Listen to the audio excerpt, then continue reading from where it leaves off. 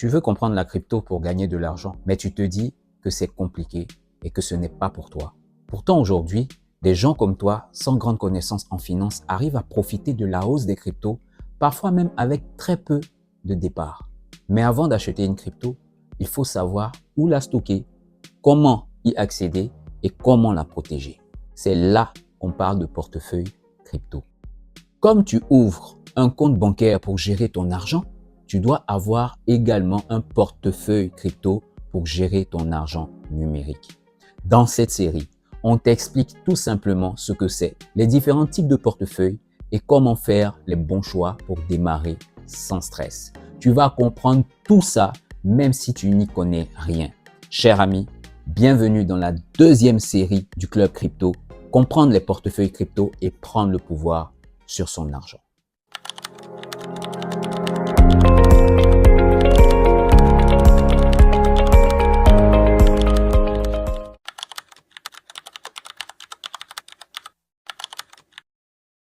Exactement comme à la banque, avec un portefeuille centralisé, c'est tout comme si tu prends ton argent et que tu vas déposer dans une banque. Ce sont les mêmes réalités.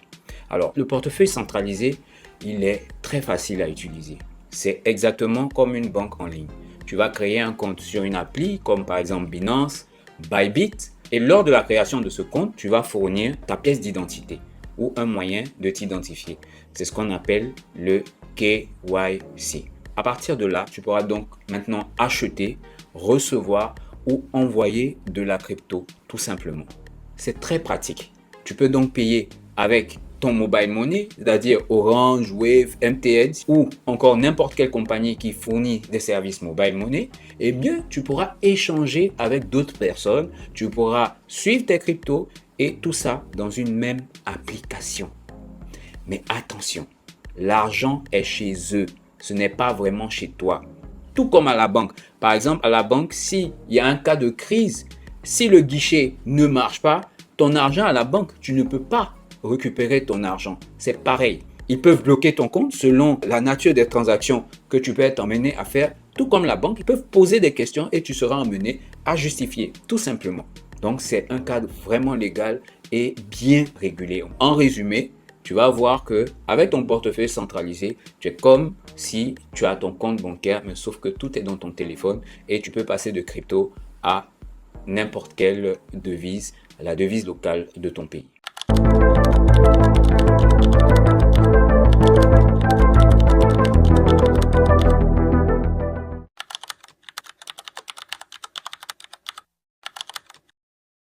Alors, c'est quoi les limites d'un portefeuille centralisé?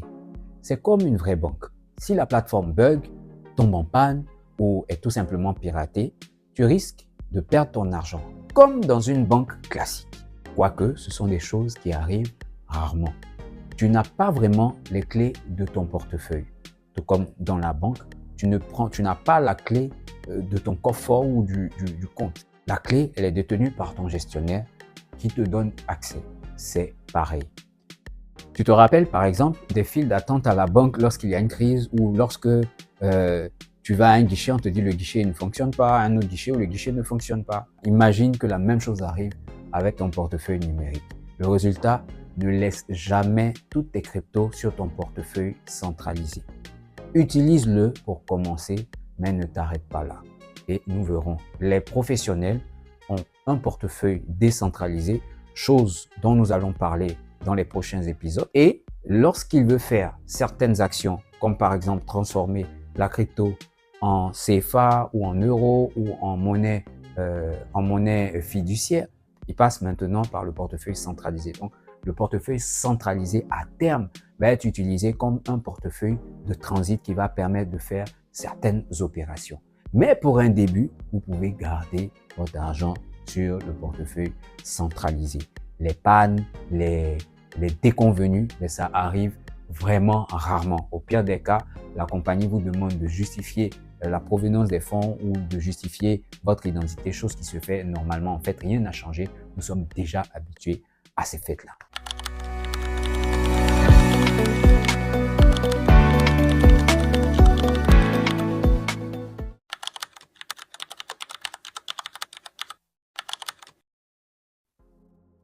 Maintenant, imagine que la banque centrale te donne le droit de créer ta propre banque personnelle. C'est ça un portefeuille décentralisé. Tu es le seul à avoir les clés. Personne d'autre ne peut y toucher. Pas de carte d'identité, pas de validation intermédiaire, pas d'autorisation. Tu peux envoyer ou recevoir quand tu veux, où tu veux. Tu es totalement libre et indépendant. Tu peux partir de l'Afrique, en Russie, tu peux aller en Chine. Partout, tu as accès à ton portefeuille décentralisé.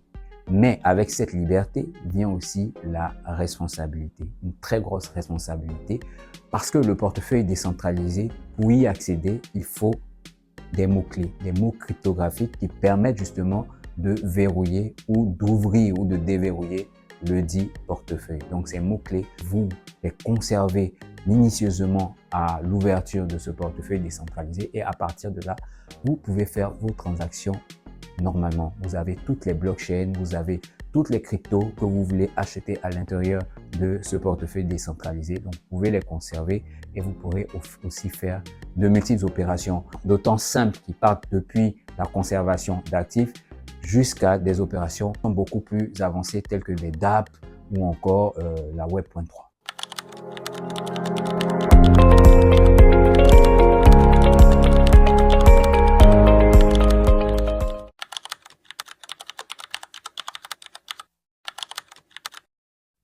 Quand tu as un portefeuille décentralisé, tu es le seul responsable. Si tu perds ton mot de passe ou ta clé privée, c'est fini. Il n'y a pas de service client à appeler. Pas de banque pour te sauver. Rappelle-toi, le portefeuille décentralisé, c'est comme si la banque t'autorisait à gérer ton argent depuis chez toi, depuis ton coffre personnalisé. Et c'est la clé cryptographique qui permet d'accéder ou de sortir de ce portefeuille. Mais il y a aussi zéro blocage, zéro gel de compte, zéro limite. Donc, dans ton portefeuille décentralisé, tu fais des opérations totalement décentralisées. Tu n'es contraint en rien. Tu n'as pas de KYC ou d'authentification de compte à faire. Le compte t'appartient et tu peux faire tes mouvements d'opération. Tu peux faire tes opérations tranquillement et en toute légalité. Si tu apprends à bien gérer ton wallet, donc ton portefeuille, tu ne dépendras de personne. Et ça, c'est la vraie liberté.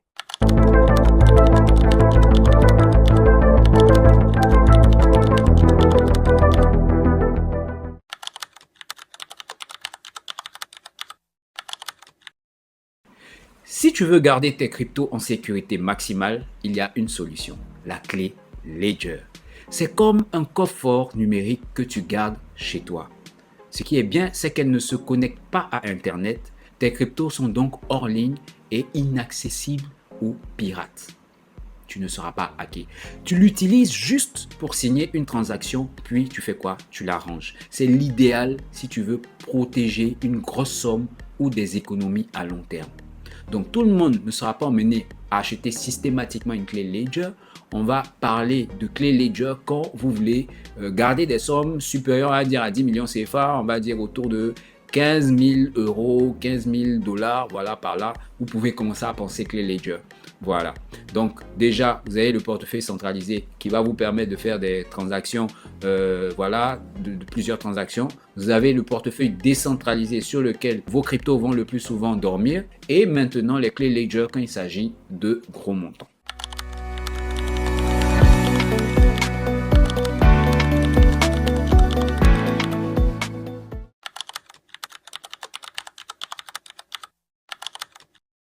Tu veux acheter des cryptos avec Orange Money ou Move?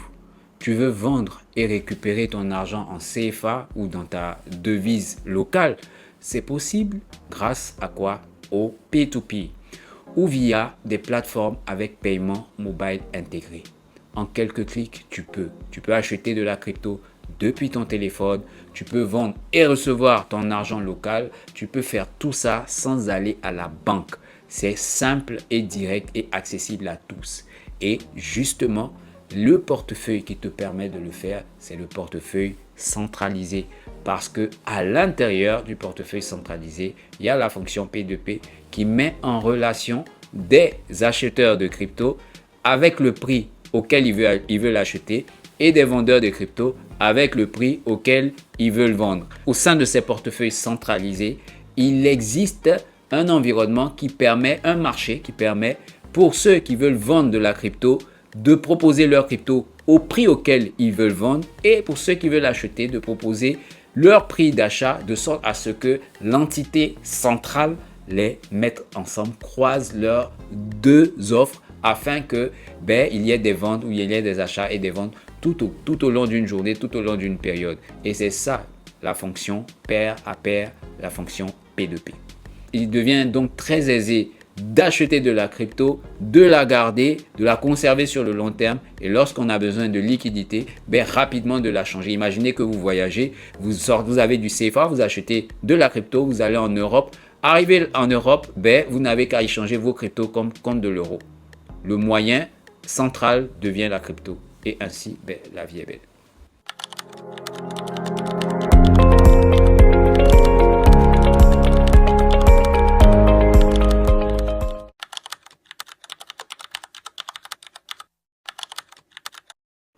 Alors, concrètement, quels sont les avantages d'un portefeuille crypto? Premièrement, tu peux envoyer de l'argent à quelqu'un n'importe où dans le monde et en quelques secondes.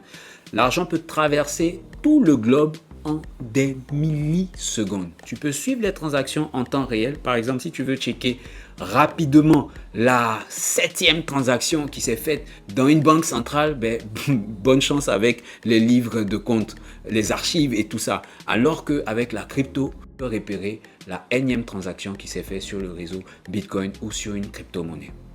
Tu peux même décaisser de grosses sommes sans autorisation pour investir, acheter ou sécuriser tes fonds. Imagine que tu as une grosse affaire à résoudre qui te tombe sous la main et tu es en week-end. Tu ne pourras pas décaisser une certaine somme sans l'aval de ton gestionnaire. Alors que si ton argent est logé en crypto, rapidement, tu peux le faire passer de la crypto à la monnaie fiduciaire en quelques minutes. Et tout ça simplement. Tu peux même migrer de la monnaie d'un pays à un autre. Tu pars de la zone CFA à la zone euro. Rapidement, la crypto devient le point central et tu peux retirer ton argent tout simplement. C'est comme si tu possédais une banque, une carte, un coffre, tout dans ton téléphone. Et tout ça fonctionne même un jour férié.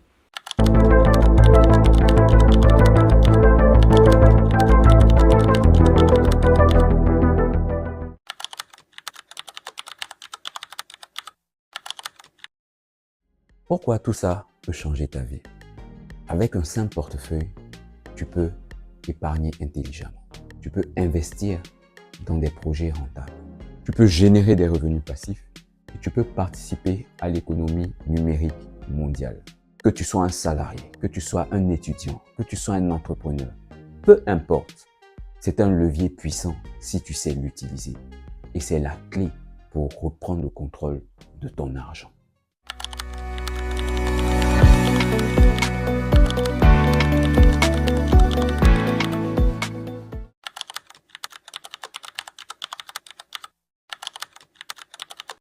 Maintenant que tu connais les bases, tu es prêt pour la suite.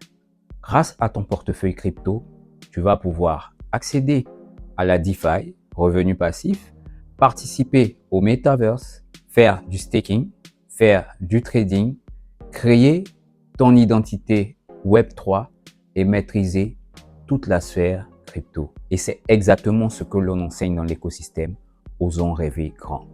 Si tu veux apprendre, progresser et réussir dans la crypto, rejoins le club crypto. On t'aide pas à pas. Tu trouveras le lien juste en dessous de cette vidéo ou sur le bouton s'inscrire que tu trouveras sur la page. C'est le moment de passer à l'action.